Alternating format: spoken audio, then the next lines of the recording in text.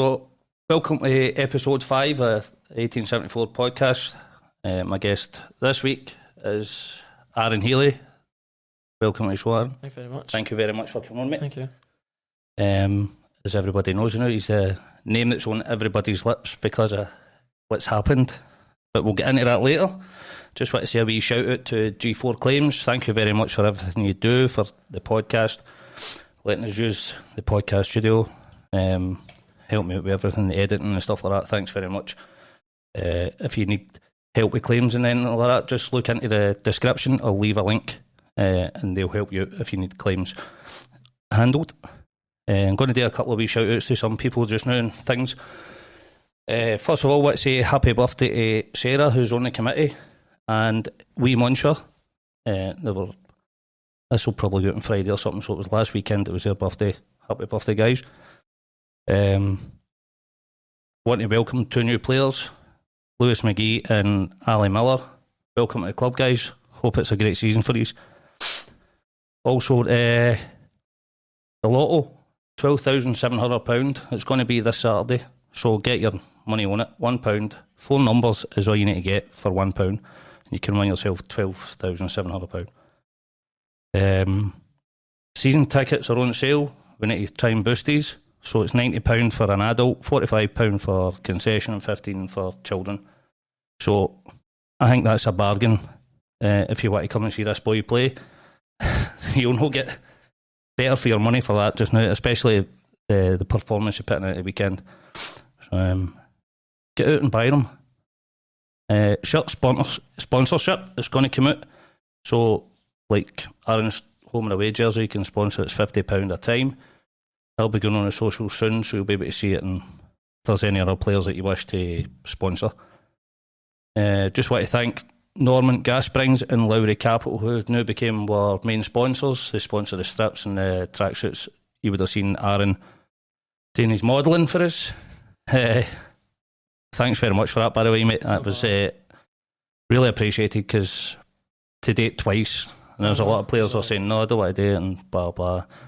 Thanks for Mick and Gummy that done it before as well. So, but for buying strips and that, there'll be an update on the social media soon about how you can buy strips for your weigh-ins and stuff like that, and for yourself. I know people like Harry Bradley and that will be choking at the bit to get them, because he's got a different one on every time I see the guy. I think he's got every Athlete shirt. The retro ones as well. Aye, cracking ones are on, mate. No. Also, the supporters club. Get joining it. The more fans we get away, it's better for people that are having a good support run about. I think they've actually sold out their bus now with membership. So we're looking to get a bigger bus, obviously. So join up the Athlete forum. It's called Nugent 4-0. You'll get it on Google. Just join up to it and you'll get all the information you need about joining into the supporters club. And we've got a good fan base. A lot of you might not know how to get to away games and stuff, but especially this season when there's cracking big games coming up, like Darvel, our next away game, it'll be good to take a good support. So get onto that and come along and cheer on the Lee. So that's that out of the way. So that what we're going to talk about, Aaron, is your early years in football. Where did it all start? Where did you play at school, or did you go straight into a youth team or whatever? Blah blah. No, I can't. I don't really have an earliest memory from kicking a ball. I'd say probably just like out my back garden or whatever, playing my brother and my dad and stuff. But I think just when I was younger, I remember being in school. It was just like, it's such a vivid memory, obviously. But my friends were all talking about joining Barhead. Right. It must have been like the earliest years of school, and I remember always just being like, oh, I saw all my friends were wanting to play football, so I was wanting to do that as well. But so I remember just joining Barhead, and that was at 4. But must have obviously played well when I must have just like naturally had been good at football whatever when I was younger, because I remember my dad telling me like from a young age that there was a lot of teams interested in me and stuff. Right. But it was never something, obviously, I was too young to know what it was or anything like that. And I just remember always like enjoying playing with my friends, so it's never something that entertained me. That was when I was about 4 or 5 or whatever. All you want to do at that age, but is just play with your friends and kick a ball with it. Aye, exactly. It's 4-a-sides. I think it was down at Nether Craigs or Nether Lee. Right. Playing there. So that was a Barhead. You'd mentioned your brother. Yeah. Josh, who does play for the Armies. Good player himself. I like watching Sometimes. him. Well, he says that he always outclassed you when you were playing when you were younger out in the field. I don't know if you want to. Well, so my 2 cousins stayed down the bottom of the road from me, and my brother's friend stays around the corner. So the 5 of us would always go to. There's a big horse field, like the back of my house, kinda. Right. So we'd all go play there, and it'd be like 2 barrels. So we'd obviously never go. It was goalposts. So it was 2 big. I don't know. 2 big barrels as goalposts, and there was the 2 oldest ones against the 3 youngest. Right. And it was me, my brother, and my cousin Matthew, and the 3 youngest against the 2 older ones, Gary and Jason. And it would always just be a big clash there. But I would never say Josh is. We would have probably both fancied each other. Right. To be better, but it was good competition, obviously, from a young So there's a age. bit of sibling rivalry here. I can see, and obviously 2 years playing with Atherley as well. Like one with the amateurs, one with the first team. So I think you've got the upper hand now playing with the first team. Yeah, I know. I'd say the same. So obviously you went into Barhead Youth. Yeah. And you played with them. How long were you there? Did you go through the ranks with them and then go in? I know you went. I'll let you tell how you get into. Well, I joined when I was 4, obviously, and then I'd obviously done the 4-a-side stuff a few years there, and then I went to 7-a-sides. That's when obviously I think I was about 6 or 7 then, and I'd went to Celtic. I remember going to Lennoxtown. It was my gran and granddad that took me. My mum and dad must have been busy that weekend or something, but I remember we got lost on the way there and stuff in my granddad's Jeep. And I went, it was like trials, so it was like everyone that was just kind of at that age now where they could finally move to a pro club, if you know what I mean, like a setup, because it was like under 8s or under 7s, it was really young. That must have been a dream for you. You're a Celtic fan. I was a Celtic fan at a young age, but I'm not anymore. Well, at that time, it must have been like, uh-huh. oh my God, going to this. So no, it was obviously going to be like a big step up from obviously Barhead, so I went to that, and that was me, kind of. There was like, I don't know what it wasn't like community, but it was like trials, so like a thing down in Irvine I went to, it was like a camp, so it was like a Celtic camp, and certain select boys would get like picked to go up to this Lennoxtown, so I'd done that for a bit before.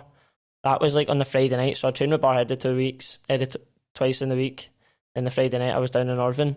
Right. And the Saturday I played the Barhead, but I must have got selected from that, and then that was me up at Lennoxtown, and then I'd spent a time playing for both Celtic and Barhead, and then I got to that age where I obviously got asked to sign, and then I had to leave Barhead. Right. I was at Celtic, so I'd signed for them. Did you play alongside any noticeable players? Karen Dembele. Right. Was he as good as everybody's saying? He was phenomenal. Aye. He was incredible. Like I don't understand how it's not worked out for him at Celtic, because he was genuinely the best player I've ever. Aye. No, he was immense, man. He's moved on now, hasn't he? He's away elsewhere. He's away France. Right. He was really good. There's probably a few others that are in different teams and stuff now, but at Celtic he was always the main. Aye, the one that stood out. Yeah. I'm taking it he just tore teams apart. No, he was a cheat code. Aye. He made me look. Because he was playing with boys a lot older than him and making them look silly. He was just.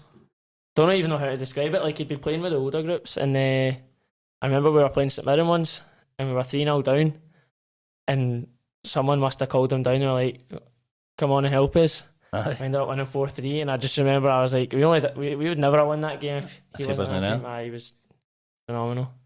So how long were you there with Celtic? Well, that was obviously, I signed when I was 7, and that was up until I was 11. But I'd been to the years at Celtic, it wasn't competitive, so it was like a Sunday morning at Torrey Glen you'd play. Right. You'd train 3 nights a week at Barryfield or Lennoxtown or whatever, and then just against pro youth teams in Scotland and stuff. But the Sunday mornings, then I would be against boys' clubs. But it was like a year older, so you were getting a bit more. It was still challenging at the time because obviously you're a wee guy, so playing against people a year older and you like it's a difference. Like you'll be able to tell a difference then because you're a bit more physically developed and stuff.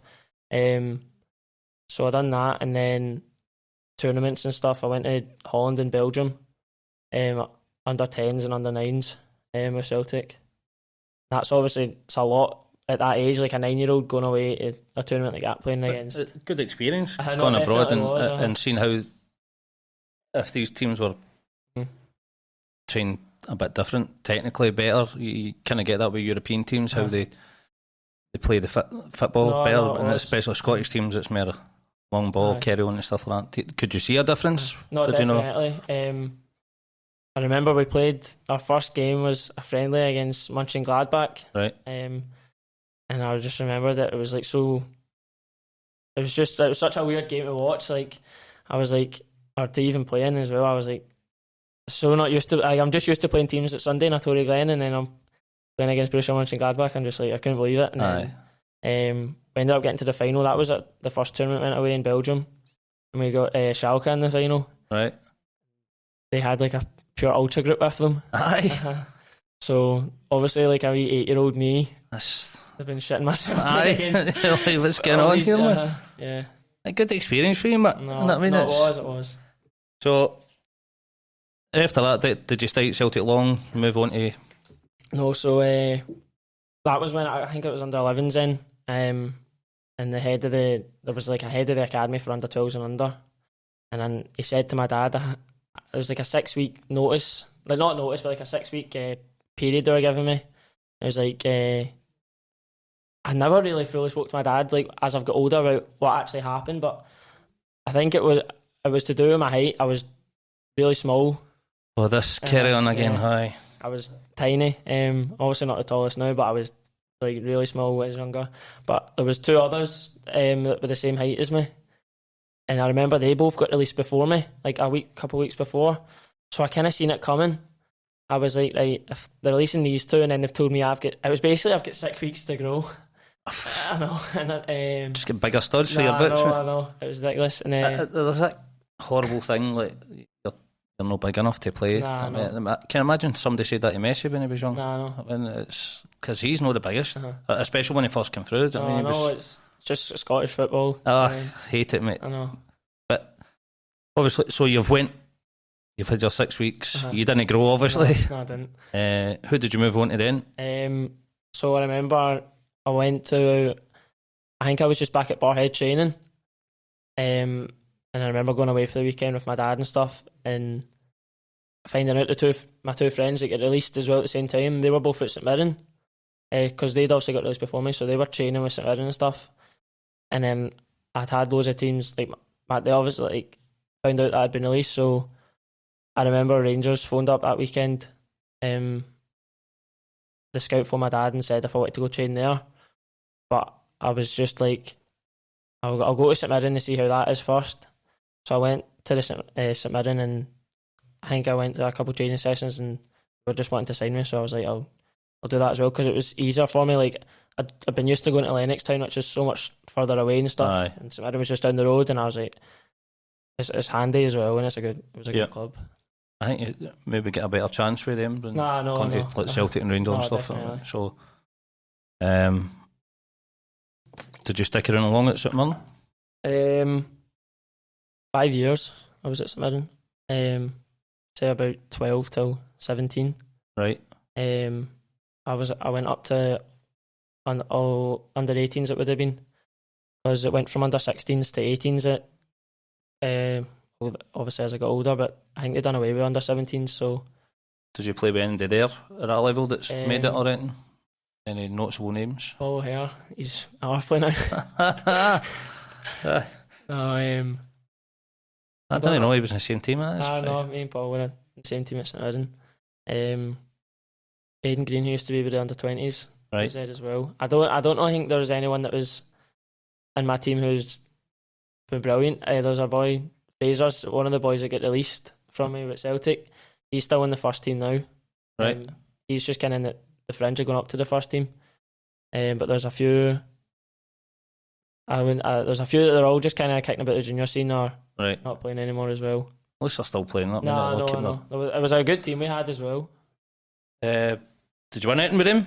No, it wasn't competitive, so I know. So I remember going to school and stuff, and all my friends tell me them playing in the league and that, and getting to cup finals, and I was just telling them about a friendly that I'd played against like Hearts or Hibs or something up in Edinburgh, and that was the most exciting thing I had up until.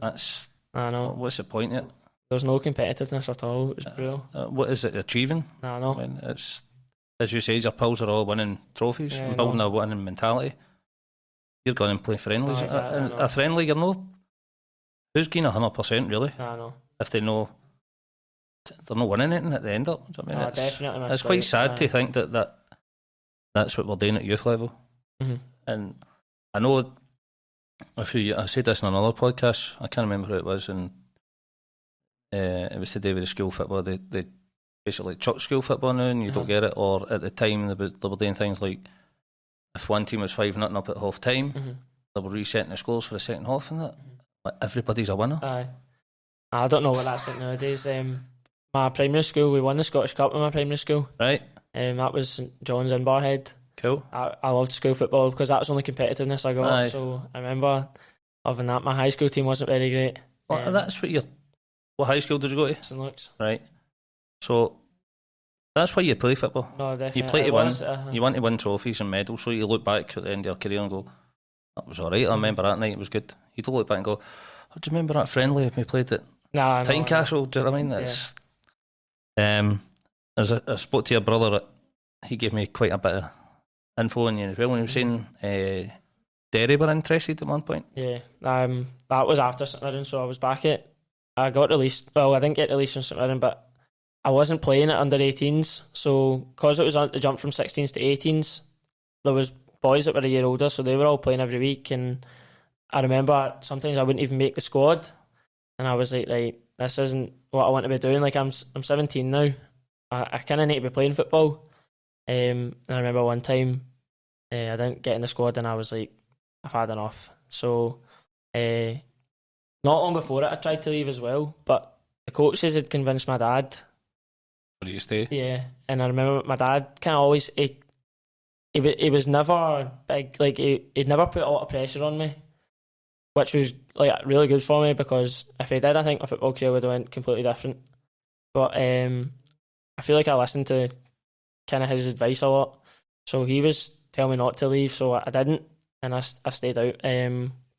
I'd say that was about another 6 months, and then I was just like, nah, I'm training 3 nights a week. I'm not playing at the weekend. I was like, this isn't fun at all. I remember waking up and just dreading. I was like, this, and it would give me really bad anxiety as well when I was playing. I was like, so I was just stressing myself out. I was like, I need to impress the chances I'm getting, and then if I wasn't, then I'd be so annoyed at myself for it. And young boys shouldn't be stressed out. No. And anxious about playing like it's a game. I mean, we all love it. Aye. That's the reason we're here, because we two is love football and we love what we're doing. Especially seeing you playing just now and stuff like that, and what you've been doing with Atherley recently. I don't see any anxiety there. No. I mean, it's as if you just go into that pitch and you just go and do your thing.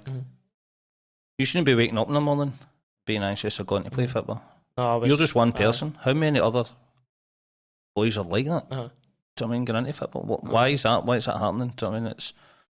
Are they not getting a chance to get the ranked team or something like that? No, I think it was just a case of I was just a lot of things, but I remember one game as well. It was half time. We were playing Queen's Park. I used to have I had really bad heart palpitations. Right. But I think that was just because I would just overthink it, and then that would cause it. But I remember at half time, I was like, I felt like I was having a heart attack, so I didn't know what was going on. And the physio, or St Mirren physio, wasn't there. It was Queen's Park, and I came off at half time and I lied down. I was like, I need to stay off. I can't go back on and play. Then the physio came over. I was like, I think I'm having a heart attack, but obviously it wasn't. But I just didn't know. I didn't know what was going on at that age. because it wasn't talked about as much as well a couple of years ago, like compared to it is now. But I ended up having to get an ambulance to the hospital and stuff. Right. What did they say anything about it? No, I got a ECG, and I don't know what it's called, but I got all my heart checked and stuff like that as well, and everything was all clear. And then I got one of these monitors, and it was a 24-hour period I had it on for, just to check my heart rhythm and stuff, and all that was fine. So it's obviously down to something that's happening when you're going on the pitch. It was anxiety. It was just... Is it maybe adrenaline and you don't know how to channel it? I think I was just wanting to impress as much as I could, and I was stressing myself so much about it because I was like, overthinking it.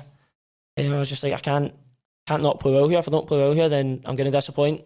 Obviously, like when my mum and dad had come down, but I know I was stupid to think that. It's weird to think of that, but for watching you, because it looks so natural to you. It just looks so as if it's nothing to you. The way you glide past people, do you know what I mean? You're like, I can't say how you feel inside. Do you know what I mean? I don't know, but if you're feeling like that, then I don't know. That was, I'd say I was about 16, 17 then. So I eventually ended up leaving St Mirren. I was like, I don't want to do this, and the coaches had said to my dad and stuff, he was like, "You stick on an extra couple of months, you'll most likely get offered a contract to go to the reserves." But I was like, I don't even want to do it. Like, I don't even want to get the contract, because if I get the contract, that's my job now of just constantly going to something I didn't like. Aye.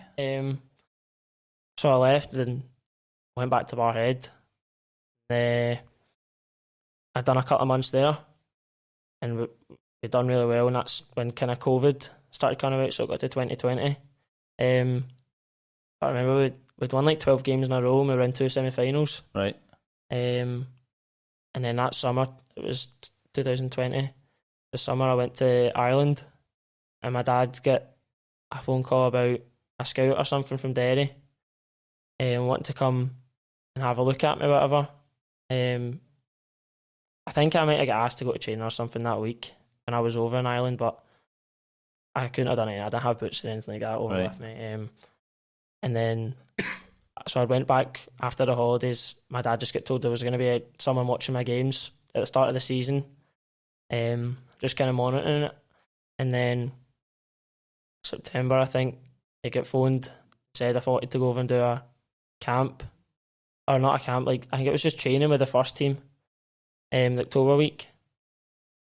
But because COVID was still kind of going about, I think a lot was just, I don't know what happened, but I wasn't too keen on it anyway. I didn't really fancy moving, because I'd obviously just done so much years at Pro Youth, and I hated it, and I was like, I just want to be enjoying football again. I don't want to I've just like settled kind of at Barhead. I want to settle myself in a different country. It's a bit of a move, isn't it? Nah, no. At that age, heading away there, and well, obviously you've got family there. Yeah, anyway, but I didn't have any family that stayed near it. Yeah, no. I have family from both. I have family from Northern, and I would have family in the Republic, but no one stays there. We'll all just kind of go out as a family if we go to the Republic. Right. That's where my grandma's from. So it was a big naughty dairy then. You're like, no chance. It wasn't like a straight no or anything. There was a lot of complications as well, just because of COVID and stuff, but just didn't ever happen, and right. It wasn't something I was too like down about anyway. Aye. So you probably made the best decision for you. So I take it you were straight into, was it the Barhead Youth under 21s at the time? It was the 19s that season. 19s. And then it went to 21s. Who was your coach here? My dad was the coach of that team. There was another coach, John McMichael, who does a lot of work for Barhead as well. Right. So they two took that team. We went to 21s because we didn't have enough players, like 2003 for the 19s. So we were all 2003s, but because COVID, like 1999s could play in the league we were in, so we were playing like 4 years older than us and stuff. Right. We were all kind of like, well, we were only 17, 18 at that time, playing against 21-year-olds and stuff. We weren't really a great team. That was us for about a year. I'd say we got to the February in 2021, and I just decided, I was like, Enough's enough. Nah, it wasn't. No, in fact, it was 2020. It was this year. 22. Wasn't it this year? No, it wouldn't have been this year. Then it was 2020. 2021. I was like, nah, I don't do it anymore. And did you chuck it altogether? Were you not playing at all? Or No, did Vanchi ask you to come into? no, this was 2022. This was February, so it was. I played like the year. Obviously, COVID cancelled the year in 2020. Right. And it would have been summer of 2021 is when we went to 21s. Aye. So then we played like I'd say the 7 months there, and then that took us up to February. But we lost. We were out of everything. And then I was like, well, I remember we get beat 8-1 off of Greenock. Right. I'd been playing good myself, and there was a few other boys in the team, Jamie and Aiden that played with the 20s, Lewis McGarry, Jack McMillan as well. Like we had good players in the team, but we just didn't have a great team altogether. And then me and Lewis McGarry were like, it's not worth getting beat 8-1 every week. Like we knew ourselves we could have been playing at a better level. Aye. I think a few of the other boys knew that as well. So we left, and Jamie and Aiden were friends with a lot of people at Arfley. So I think they'd been training with them anyway during it. And then me and Lewis decided that I was going to go down. I remember my dad telling me, he was like, don't sign. He's like, just because I did have offers from teams and stuff, but he was like, whatever you do, just go down and don't sign. Just go down and see how it is. And I remember going down, and Paul Brogan spoke to us before in the changing room. There was like 7 of us that went from the Barhead 21s team. And he was just kind of convincing us. He was like selling us like what it would be like and stuff. And I remember training, and I trained well, and he took me in after, and he asked me, he was like, would you like to sign? And I remember just thinking, I was might as well, because it was February at that point. I was like, I'll give it 3 months to the end of the season and see what happens. Ended up probably being one of the best footballing decisions I've made. Aye. Before we go into that, with the under-20s, I need to do a wee shout out for Club Shop Direct, who's guy gives us merchandise stuff. You can get all your athlete merchandise there. Leave a description and a link. Derek does some great work with a lot of big teams as well all over Britain. So if you're looking for any athlete merch, go on to Club Shop Direct. So I'd heard about you going to play for the 20s, and somebody had said you need to come and watch this boy. He's might be a good player. So I went up one Friday night, and it might have been one of your first games. I think you scored right away. Yeah, I think I scored in like the first minute. Serving medal. You picked it up and just ran, scored, and I just turned around. I think my boys knew, and I went, what? Yeah. and you had a great game. You could tell then that right away after seeing you, you can see players and just know they shouldn't be at this level. I remember that game as well. I was in agony. I was injured. Right. I had something in my groin or something. But I remember I got 2. Then it was just after half time. But I was telling them I was fine, because my first game I wasn't wanting to like. Come off. And Andy was down, obviously the first team manager, and he said, "Do you fancy playing for us tomorrow?" I was so buzzing. I was like, "Yeah, obviously." And I remember walking away, and my dad was like, why'd you say yeah? You're injured, like, because my dad knew that I was injured before it. I had to go back. You were just buzzing, but when I had to go back and tell him, I was like, I can't play tomorrow. I'm so sorry. I was so gutted, but I was like, I wonder if I get this opportunity again. I think they took you into training quite quickly as well, didn't they? Yeah.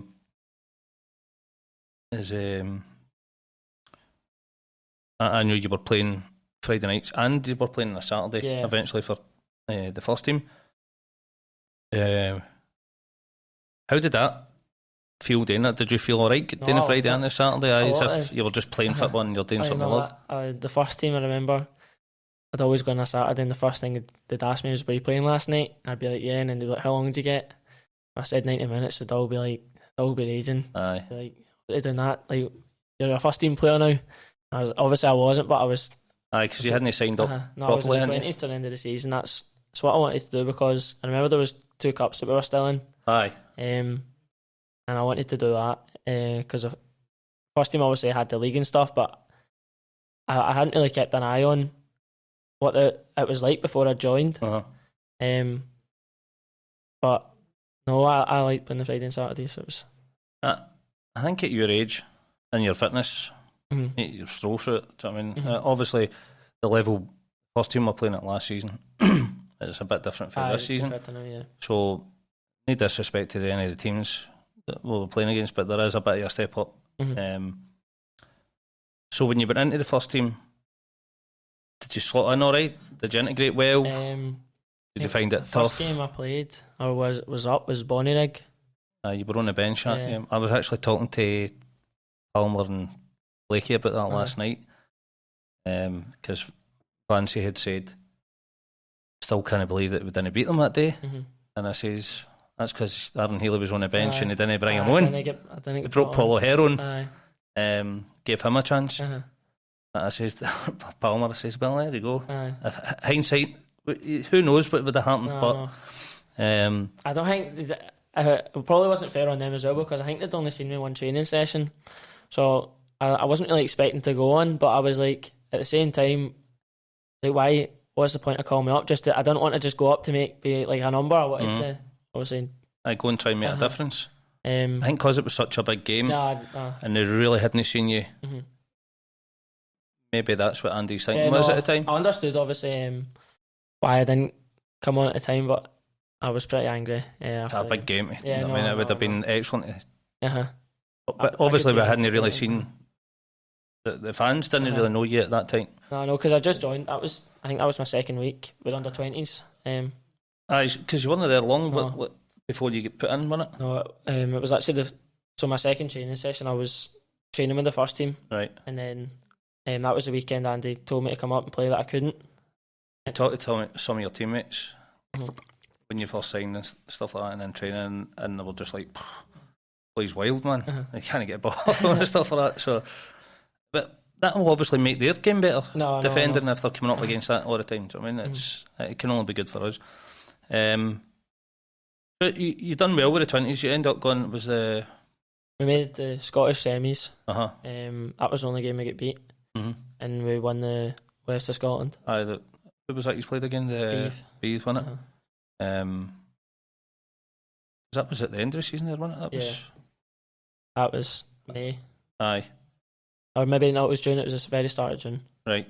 Wasn't that long ago? You've won a cup with him. That was the first. And I think they're deserved to win something because they built a good team. Oh, we had a brilliant team in the 20s last season. The attacking front three were just going for fun every week. Jamie. The games that I kind of make, but you would see it on Twitter, the updates, just the goals. Flying in, goal. You're like, how do you keep up with this? I mean, I know I did score updates for the first, but whoever's doing that, is it Paul? I think it's Paul. He must be like every 2 minutes. So obviously you went in, you fitted into the dressing room. You think the boys were all right with you? Yeah. Did anybody there that put their arm around you or maybe spoke to you to keep you? Was this with the first team? Aye, the first team. I'd probably say Div Mackay was right. He was really good with me when I first went up. I think because I was playing left mid and he was left back. Aye. I kind of had to speak to him first, but he'd probably want to put his arm around me and kind of talk me through a lot. Done, Div? No, he was really good. But they were all brilliant with me. Aye, the dressing room seems there wasn't one excellent. There wasn't one person that was on to me about anything or anything like that. I'm not really a outgoing person. Like I've not got. I'd say I probably have a big personality, but not in new surroundings. So I would have been quite quiet coming up. So I don't think I would have gave anyone a reason to. It's the thing. The young boy coming into a dressing room that's already established. I mean, and they were on an incredible winning run at the time as well. Do you know what I mean? It's like, I think you're. You say you were on the bench with Bonnyrig, then you made your debut. It was Johnston away, which and Ponza saved us at the end, wasn't it? One each, and you nearly won it at the end, didn't you? I hit the bar last minute. It would have been outstanding a debut like that. Mate. How did it feel going out there and actually making the debut? Did you? I didn't even know I was starting. Right. I remember being in the changing room before it. and I don't think Andy wasn't there that day, so it was Palmer. I don't know who picked the team, but I just remember Palmer reading my name out. I was playing in the 10. Your favourite role? I know it is. I was a bit shocked, obviously, like to hear my name saying that I was starting, and then I just knew I kind of had to make the most of the game. I felt like I was all right, but it was just an annoying game. The pitch there isn't that great. It was for probably my kind of style. a few chances, a few good runs. I know. I definitely should have scored that game. Put a couple of balls into the box as well. In the first half, I remember. Obviously, the bit at the end, it would have been a dream debut. But I know. Yeah, we can't be too greedy with things, mate. So you made your home debut the next week, wasn't it? It was Craig Mark. Yeah. Sure, Gary Carroll penalty. You ran through and hit a shot, and the guy unboarded it, didn't he? I get the player of the week that week for the league. Right. On the Twitter thing, I don't know what it was. The SM media guy that was doing it. Yeah, so that was the first home game. I think that's when the fans seen you and were like buzzing. They're like, this boy's special, he's a good player, and they all want to see you. Do you know what I mean? I was one of them as well. Do you know what I mean? Because obviously I'd seen you before, but knowing if you could make that step up to the next level. No, it's a completely different standard. Aye. Faster? No, rougher? Yeah. Because you get some treatment, mate. I'd say the 20s is probably more technical in the game. Like in training, like the first team, obviously the boys are so much. I'd say there's maybe a bigger gap technical wise as well. Right. But when it comes to the actual game, I'd say the 20s is more of a technical league. Right. As it's a lot, like the balls are on the deck a lot more compared to the first team. It's a lot rougher and scrappier games and stuff, but just the standard is really high. And then obviously with the crowds there as well. No, I know. A difference. You're coming up against like a couple hundred at Dunterley, depending on who's there, other teams. So great home debut, as I said. Mm-hmm. Did you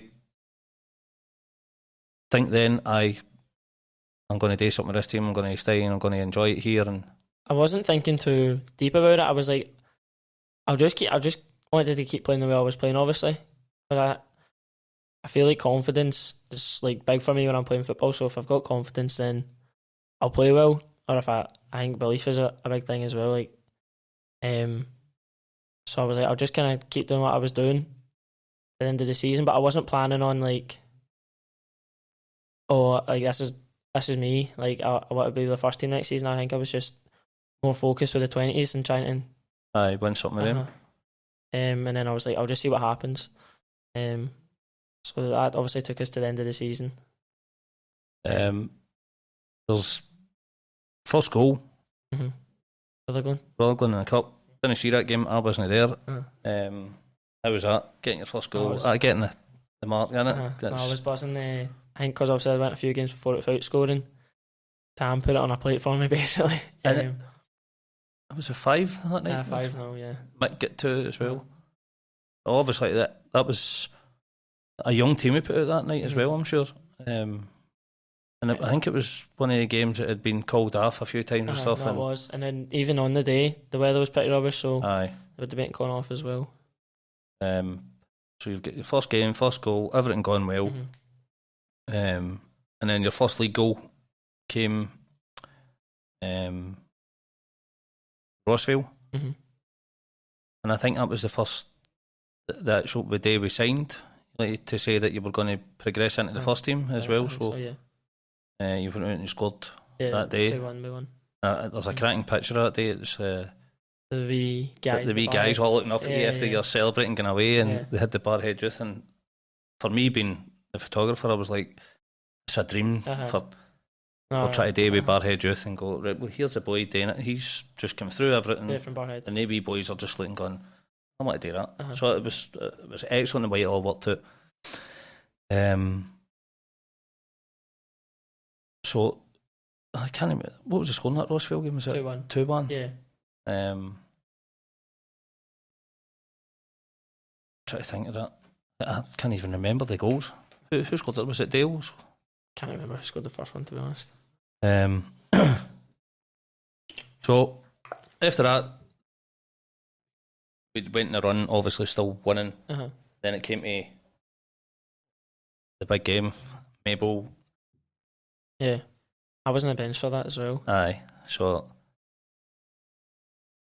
I spoke in other podcasts about that, saying how 2-0 down, everybody was just like, what the fuck is going on here, man? And you must have felt the same sitting on the bench. It's just one of those days it wasn't going to happen, because I remember such a big thing, like, it was a big crowd because we won it. It was the day we won the league, and been all down.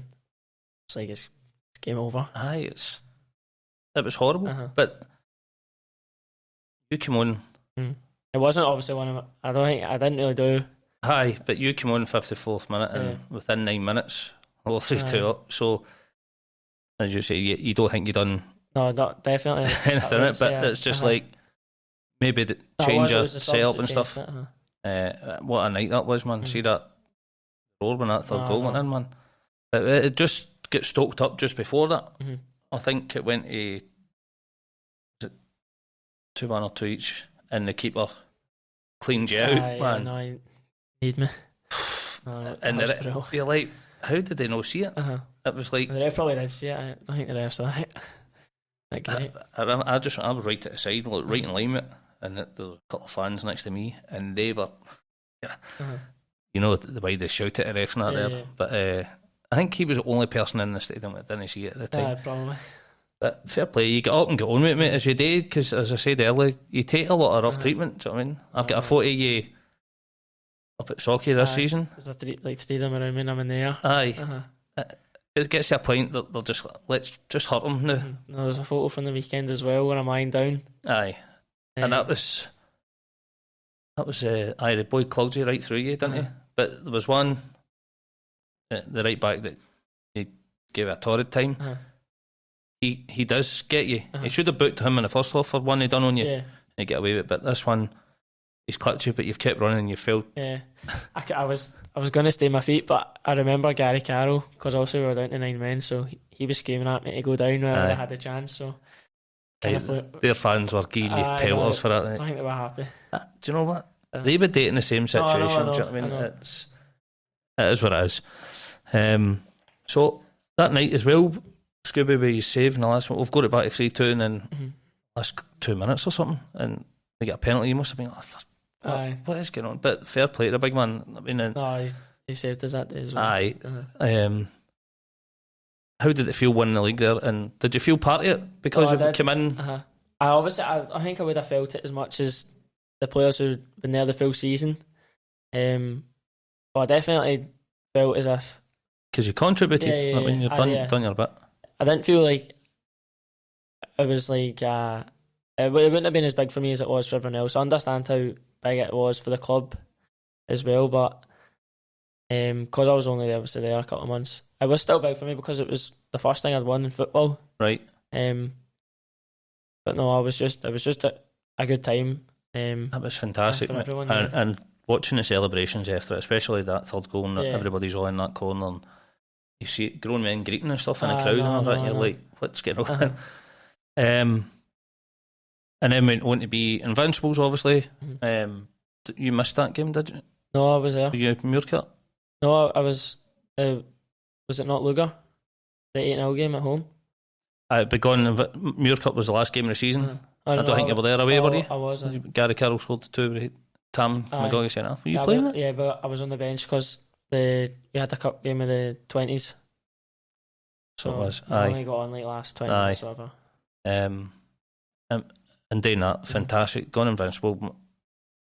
We've said it umpteen times on this podcast, and I don't want to keep going on about it now, but getting people on and hearing how they felt about it, we need to kind of talk about it, obviously, but as well, we need to get that kind of Invincible thing off our back. It's been done, move on, but we still need to kind of celebrate in a way, so that's why I still talk about it. You want to play a year for the under-20s as well. Was that a good feeling getting up to collect that? It was the last award. I was expecting it before, but I was like, I would understood. I was only there since February, so I was like, I don't know if I actually will get it because I've not been there the year. Aye. But I definitely feel as if I could have got it. And it So was. you were sitting, didn't know, No, am I going to didn't- get this, going to I get... didn't know. I was like, probably would have been a bit gutted inside if I didn't get it, but I was buzzing. Because you got that and Ponja won the goal of the season or something. And Top scorer. top scorer and Paul Hare got something, didn't he? He got I don't. It was Chris Brogan. Chris Brogan, it And was, Kyle, wasn't it? they Aye. get- Kyle, aye. Uh-huh. And obviously us, we didn't have a young player of the year award, but I think you would have won that if that. And I don't know why we didn't have it. Maybe something for next year. Aye, look into that, right? Right, we're going to go into fans' questions now, right? So, excuse me if I think that's alright. they are actually alright, mate. So first half is your brother, Yeah, okay. right? It says he's already missed a penalty for Atherley. Ask him about the penalty he hit for Celtic. I think it would have been Holland then under 10s. Or Sparta Rotterdam. I think it might have been the same. It was either quarters of the semis a competition we went over for, and it was a penalty shoot at the end. And I've just put my hand up. I was like, I'll just take it. I might as well. Missed it. I've never been good at penalties, but So it's something you need to train on. Oh, definitely. I'll probably just stay away from them. Right. I took a few for the 20s in the shootouts. We had a few shootouts. I scored them all, but no, I should never be near a penalty. Right, that's I want to keep noted with Palmer. Next one is for my best mate Craig. He was on the first ever podcast. I'll mention his podcast now. He does two podcasts. One's called Ticking Over. It's just a couple of guys sitting talking about everything. It's really good, so check it out, Ticking Over. And he does another one that's called What's the Script, and if you're a movie buff, it's like two boys reviewing all sorts of movies. It's excellent, really good. So get on to that. I'll leave a description in the link below. So his missus as well, sorry, I'll give her a wee shout out because she's doing a podcast called Mum. I know there might not be a lot of women watching. Guys, well, look into this. She's doing a wee bit on me for my photography in one of her next podcasts, which I appreciate you're doing. Thanks very much, Shona. So get on that. I'll leave a link as well for her. So he says this was obviously before the Medal game. You'll be disappointed to start to the league. What do you do to take your mind off it? Are you confident you'll start banging goals in and climbing the table? I think he answered that at the weekend. Aye. But did you let it get to you start of the season there, the two defeats? I was gutting, obviously, the Glenafton game. I remember I was raging after it. Not like, I knew how good the team could perform, and we were nowhere near it. The two games have just been a bit frustrating as well, the way we were playing. It definitely wasn't the way we could have played. But I think the full team kind of knew that. Going into the Irvine Medal game that we needed to put a performance in. And obviously everyone done that. Absolutely. So are you confident you'll start banging more goals in, climbing up the table? Hopefully, yeah. Good. Your next one's a teammate. It's Alan Dunsmore. You've already seen this, haven't you? Aldo says, what happened when you took that daft earring out versus Beath? Yeah. Obviously I played quite well that game and I scored and stuff, but I get a slagging for the earring. Right. For everyone in the changing room, to be fair. I'm saying nothing, mate. I used to wear them at your age, so I know. It's, I don't care, I'll take it. That's it, take it, mate. I mean, just laugh it off. I'm sure there's plenty of them you could rib about things that they did, do you know what I mean? Just let them say it. Next one's for Moosh. Darren Todd's is always stood at the side of the dugout. Yeah. Right, Darren. So every podcast has a question, so. Always. What's the favourite game you've played with Athley so far? I thought it might have been, when he first put this out, I thought it might have been one for last season, but I think it might change. No, it's got to be obviously the game at the weekend. Right. Yeah, no, it was brilliant. Just the way the full team played, obviously it was amazing to score last minute as well, but we would have been proud getting a point in the 9 men, because obviously versus 11, and absolutely. we just needed to get something from the game to get the season kind of going, but you, as we'll speak about the game later on, the only thing that I heard you're getting a fine for your roly-poly celebration. I slipped in the way up, man. If anyone watches the video back, we'll see. Aye. Well, there is video evidence, so we'll have a look at that in depth, right? So the under-20s, Posey, I don't know who, it might be Paul, maybe somebody else, but by the way, great start of the season, under-20s. Good luck for the rest of the season, especially, I think they're away at Meda at the weekend, Friday night as well. Yeah. Well, if you ask Graham Vance, he'll say it's Troon. That's what he thought it was last night, so he got it wrong. What's the best bit of advice you can give to other under-20s to help them make the transition to first team? Probably just kind of believe in yourself. I know it's a bit cliche, but it's so big. Like, there's no point going to training twice a week and then playing in the weekend and then not kind of caring after anything. Like, you obviously need to put in extra work, but I feel like if you wanted it enough, I feel like as well under 20s, you kind of know if you'll be good enough to make that jump from like 20s to the juniors. But no, you'll just need to outwork kind of everyone else as well. But as long as if you put enough work in and then believe in your own ability, then well, you know, when Palmer turns up, he's there to look at somebody as well. Do you know what I mean? So he's not just going for the. He's not turning up just to watch a game. He's there to look at 100%. Players. I mean, so these boys are getting watched, and especially the work that they're putting in now with the data. Coaches are brilliant. In that team. It's so good because they know they can push these boys into that next level. Definitely give them that chance. And for the boys out there that are playing for the under-20s, you know, you've got it there. No, it's just here's proof. Do you know what I mean? Here's proof it works. So listen to your coaches and just keep at it. Just keep doing what the coaches are asking. The 20s is brilliant for me. Like I love going to watch them now. I mean, it's especially about watching these last season. I think they'll have a good season this season if they keep it up. Maybe we're spotting the other, maybe another striker or something brought in to back them up because we've got a boy playing in midfield up front and stuff. So next one's for another teammate, Paul O'Hare, who's kind of followed you about, isn't he? Hope you're recovering well, mate, for your shoulder injury.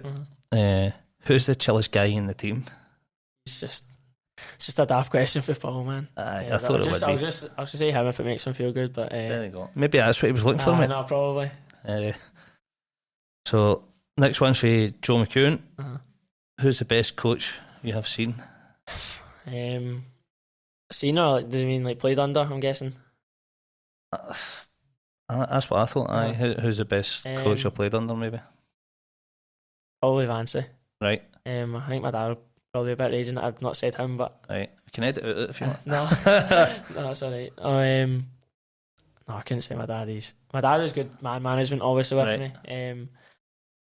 But just as an actual coach, Vancey I was always a winger. I used to be a striker when I was younger, but then I was always a winger. And he kind of moved me into the 10 and stuff. Right. But just kind of gave me that free role of. I just knew he always believed in me. Like even when I first joined. Right. I remember one of the first weeks he said to me, he was like, I didn't realise the kind of player I was getting when you were coming here. I think that just kind of gave me a lot of confidence. I don't think anybody did really, especially when you came into the first team. You could see, and obviously I walk around the pitch a lot and I hear, I talk to a lot of fans, and it's all the same, mate. I mean, they've got nothing but praise for you. They're just wanting you on the ball. They just want to see you running and beating people and scoring. Or if you're not scoring, you're setting up goals. You get, let's say, you get bums off seats, but we've not got any seats. But, that's the kind of thing I'd go for as a player. Like I always kind of look to go forward and stuff. I like not sound stupid, but entertain the crowd at the same time. Like because I know the crowd don't want to just turn up and watch a game of people playing football backwards and stuff or passing side to side like they want. And absolutely, they pay their money to obviously go and see something that will interest them. Absolutely, and you get in abundance when you're on it and you pick that ball and run. I think we're speaking to Palmer last night. And he says your first touch. Sometimes it can look as if it's like 3 foot. 3 foot away from you, but you're in control of it because you're just gliding. It's like the defenders hate it, but because they know that they can't touch you. They touch you, it's a free kick. You see it a lot recently. It's been happening because of the step up. These guys don't want to chase you a bit, and I think there's going to be a lot of it. I think the next question's for Connor Ahern. Best player you've played with, apart from Connor Ahern. And don't say Sharaz. No, that was a player at Barhead. Connor was at my Barhead team as well. Well, obviously I'd have to say Karamoko. Right. Really, just phenomenal. But that was also when I was younger. I'd say I just have to say him. There's no one else I can compare anyone else to him. I don't try and make one up, but it's not there. No. Next one's for Jamie Stephen. Is it true you were a huge Nielsen fan as a kid? No, I don't know where that's came from. He's obviously trying to buy me up, innit? Because it's the Arthurly thing. And the last question is for me, right? So, where do you see yourself in 5 years, and what level do you believe you can get to? It's got to be full time. Don't know. I wouldn't ever limit myself to kind of a certain team or something. I just kind of always look to go higher than I am. So, 5 years time, hopefully, playing at a really good level. Well, I hope you remember me. No, definitely. Following you about, taking photos, mate, and keep me updated. So thanks very much, guys, for all your questions. I appreciate it. Keep them coming for the next guest we're coming in. We've got Div Mackay coming on next, I think, and then Gary Black will be coming on, and then after that, don't know yet. I'm not convinced. There's a few of them that don't. Now, Aaron's been a wee bit nervous coming on and stuff. Not the biggest personality at all, so but if I can do he sailed this. Do you know what I mean? He's absolutely sailed it, so there's nothing to worry about. Maybe it's because he's got his pal sitting here with him as well. We're doing it in front of a live audience tonight for the first time. Saying that he's been quiet, which is good. So, go back to the start of this season. Nielsen away, obviously. He scored an absolute peach, both through Darren Ramsey, and it was like, what the hell, man? What a start to the season. But I thought that was a kind of scrappy game and stuff, wasn't it? It was really... We were nowhere near it first half of that game, I remember. A lot of players missing. Well, it had to pay if we get Ramsey getting the boots back on, do you know what I mean? It was obviously good that he came on and obviously got the assist. Well, that's it. He's 1 game, 1 assist. No bad. And then, obviously, the return game. No, I don't even want to talk about that. They were down to 10 men, beat us 3-2. What the hell? Missed the penalty in the shootout as well. And the thing is, he scored the 90th minute goal. Or was it Gary? Gary. And he was offside. Was he? Aye, he was offside. But I put it through to penalties, and obviously missed your penalty, but you had Mr. Black to thank for his 3 amazing saves. And there's a good photo of you. You're getting up and I knew exactly what you were saying to him. You saved me there, but you know what? Fair play, you've stood up and took a penalty. I think it was just because it was pre-season, but I was like, I was getting up to lose. If we lose, obviously you want to win, but I was like, it's not as big as if it was a cup competition in the league or whatever. But the thing about being a kind of local rivalry, you always want to win. I would never go into a game obviously thinking. But I think they treat it more a derby than we do. Yeah. I don't know why. Bigger game for them because they're in the league below. It could be. Maybe it's a wee bit of jealousy and stuff like that. I'm not going into that. I don't want to start a... maybe I will. So, Breathe scored a goal. Yeah. He scored 2 in a minute, wasn't it? I think Dale scored 9 herself. Yeah. Who are their Premier Division as well, so...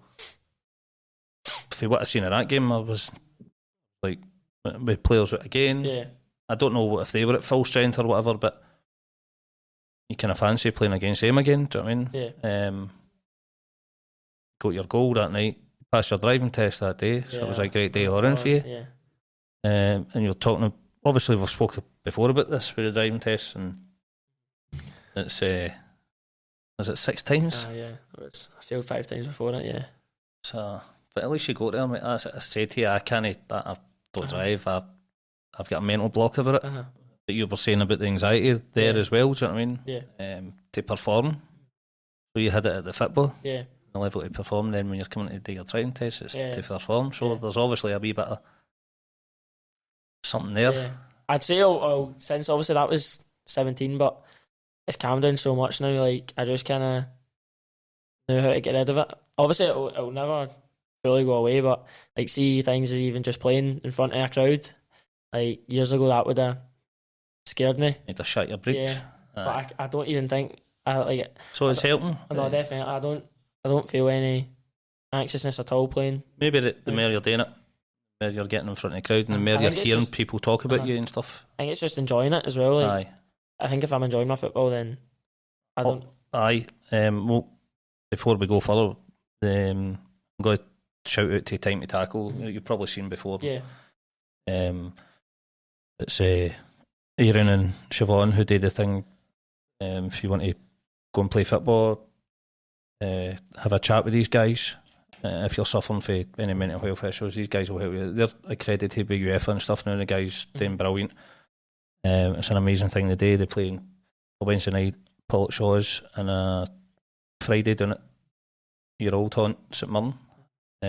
So if you're looking to get out for a chat and you need help, go and speak to these guys. You'll find them on Twitter and Facebook and stuff like that. As I say, an amazing job. I need to get down there one night and see what they do as well. So before we go into that, I actually forgot a sponsor. Jam Jar and Paisley. I knew there was another one. I'll get dogs abuse for that because that's my sister-in-law.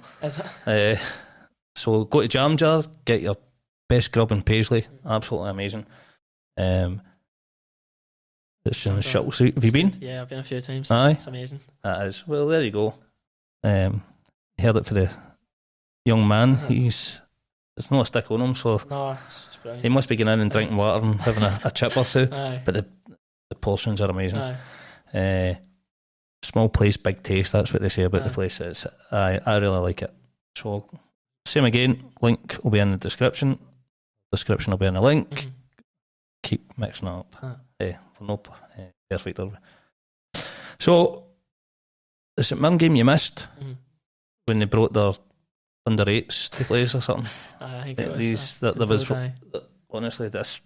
It's a bit of a poor result. What the hell was this wee guy they brought in? I was like, but you'd went to Ireland at the time, hadn't you? Went that day. Because you played the night before. The 20s. The 20s. Yeah. And the updates, I wasn't there, but the updates were Healy assist, Healy goal, Healy goal. Before half time, you get a hat trick and a text.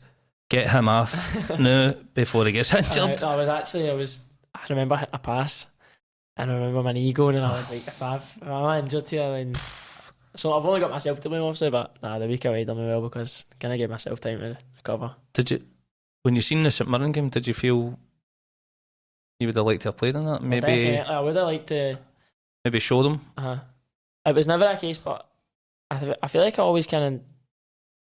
Don't know. I kind of lost the kind of player I was when I was at St Mirren. Right. I was just confidence was just all over the place. Like it was never any good. So probably would have been good, obviously, to play against them and show them what I'm like now. But I don't think. To be honest, it doesn't matter. I don't think I could never go back. St Mirren's is probably one of the only teams I would be like, don't want to go back there. I don't blame you, mate. So at the start of the season, obviously, comes up when we're playing hard opponent, Clydebank at home. 1-0 down, got the penalty back, and then lost the goal right away. How did you feel that game? How did you feel playing against that? Obviously, they're a team that's competing at the high end of that Premier League, so they're experienced, they're big boys. Yeah. They'll play a lot of football. No, what we've seen. How did you feel? Wasn't nervous or anything like that. I was just excited because I came back from a holiday early to play that game, and so I feel like if I overthink something, if I give myself time to think about it, I just kind of never works out well. So just kind of went into the game excited, see what could happen. I obviously knew that we finished well last season, so it was going to be a hard game. We more than matched them in the first half, and then I thought we should have been a few up early doors. No, we definitely should have got something out of that game. Second half, we kind of fell off a bit to the last 20-25 minutes.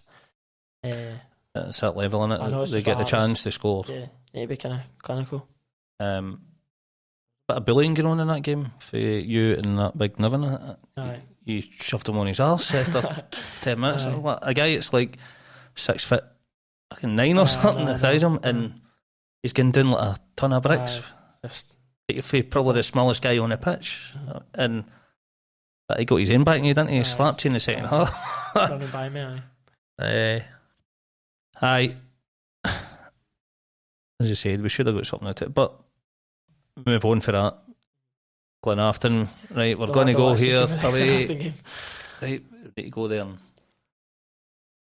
And 8 minutes in, we lose a goal, and just didn't recover for it. Just didn't do the. We'll say that the second half we did have a couple of chances. Leading hit the bar, I think he hit the post. I just think the team performance were just. There seems to be. Well, when you watch a lot of football, when you try and force a game. No, that was it. Like, we definitely forced. It never works. We were forcing everything. Stop, put your foot in the ball and take a time out and just start keeping possession and moving it a bit. Then it's get back into the rhythm of how you're playing. But you know yourself, it doesn't work like that because you're just going for goal in your head. Obviously, said we'll move on for that because there's a pretty cap start, 2 defeats, then a big game going to Meda, who again are an established team in that league. Yeah. They just beat Clydebank, so you're looking at it going, it was going to be a hard game. This was going to be a tasty game, but we knew that. I went that day thinking, we really need to get these points.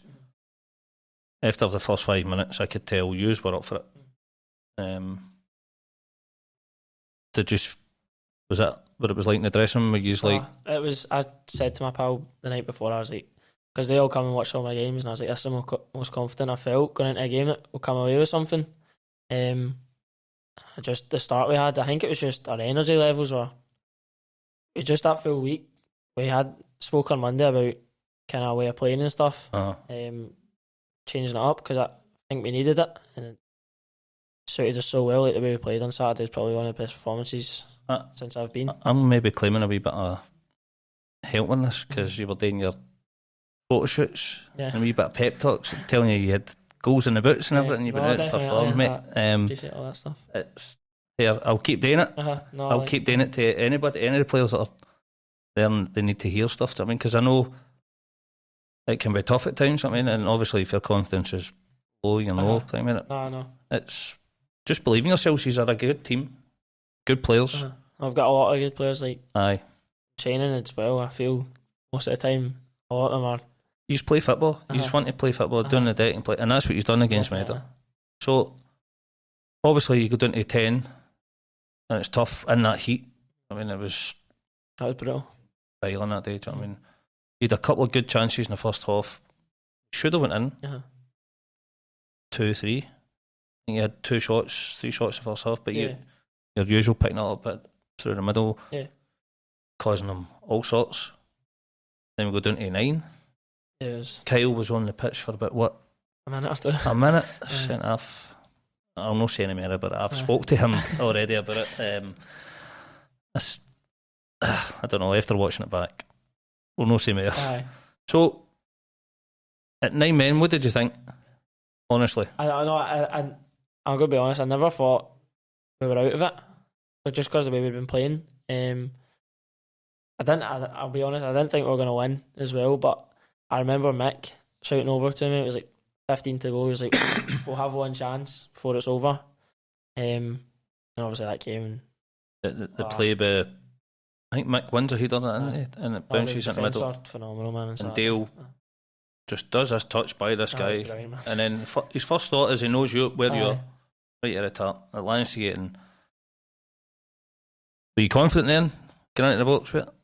Could you hear the people at the side shouting? Yeah, but no, you don't think about anything like that. No, you know. I feel like because I had a defender up my arse as well, the keeper out to me, I was like, it was kind of perfect for me, because see if I was on the one with the keeper, I'd ended up running into him or something wide. But I think it's because I didn't have any time to think. I was like, just slot it away. I'm just quick movement, and that was some feeling after. well, you could see it in your face, mate. You were absolutely buzzing with it, and what a finish! And all the fans that were there at the side, it was basically Arthurly there, like Muncher and Harry Bradley stuff. And obviously myself, I wasn't even taking photos. I dumped it and ran right into you, but I was shouting at you. I fucking tell you, I tell you. But amazing, mate. Well deserved. But I thought you were outstanding that day. And no, we were. Full team, just brilliant, man. Aye.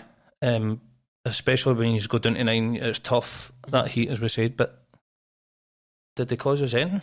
I don't think they did. What? One save? No. In the whole game.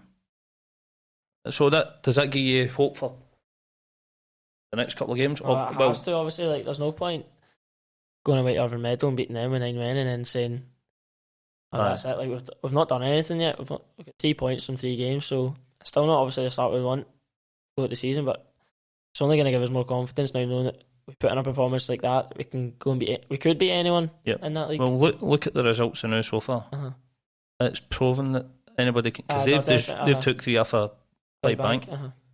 Your next opponents in the league away are Darvel, who were champions last season, rightly so, because they went on an amazing run at the end. They get cuffed the first game of the season at home, and then Cumnock get beat. Do you know what I mean? So you're like, anyone's just beat anyone. It's a tough league for it. But obviously you fancy it. You want to play against these teams. No, definitely. Do you see a difference in level for last season? Yeah, this season? No, 100%. Aye. So much more. Standards just a lot higher as well. Like, you can tell the way kind of go into games as well that we know that it's going to be more of a battle than anything. Like, preparing for games as well. Obviously, I wasn't even training with the first team as well last season though, so I would be playing in the weekends, but I wouldn't train during the week, so I never really seen how that was. Right. But, no, I think we just kind of know that every game's a must win. Aye, it's a great thing to have. It's not under any illusion it's going to be a tough season, but it's a believable one because the fans at first, you're hearing them and you see them on that forum and stuff. 2 games, defeat, blah blah. Wasn't looking good, but then it's different when you get the win against Meda. There, it's all changes everything. Everything's back to rosy again. But we just need to build on it. We've spoken about this before and stuff, and just keep going on and on. And I've definitely got a good enough team to compete. Absolutely. And